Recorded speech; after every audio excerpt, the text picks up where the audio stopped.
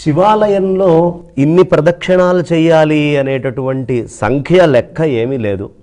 మన మొక్కుని బట్టి మనం భగవంతుడి యొక్క పరిపూర్ణమైన భగవంతుడి యొక్క పాద పద్మాల మీద చిత్తాన్ని, ఆ శివలింగం మీద చిత్తాన్ని ఎప్పటిదాకా పెట్టగలమో అప్పటిదాకా ప్రదక్షిణం చేస్తూనే ఉండాలి.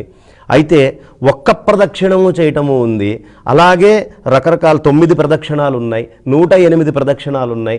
కొంతమంది ఇంకా ఆ పైన కూడా ప్రదక్షిణాలు చేసేటటువంటి భక్తులు ఉన్నారు.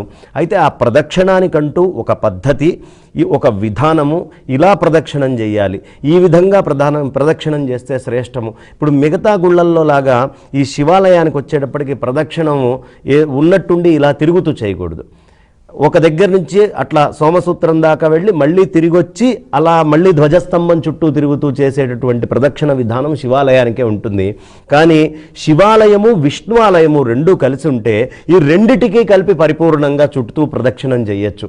దీని యొక్క ప్రత్యేకమైనటువంటి గుణం ఇది. కాబట్టి శివాలయానికి వెళ్ళినప్పుడు ప్రదక్షిణాలు చేయడానికి ఒక్క ప్రదక్షిణం నుంచి 3 ప్రదక్షిణం నుంచి 9 ప్రదక్షిణాల నుంచి అలా 108 ప్రదక్షిణాలు, ఆ పైన కూడా శక్తిని బట్టి ప్రదక్షిణం పరమేశ్వరుడి యందు చిత్తమ లయమయ్యేదాకా కూడా ప్రకృష్టమైనటువంటి ఆ దక్షిణం అలా తిరుగుతూ చేసుకుంటూ పోవాలి.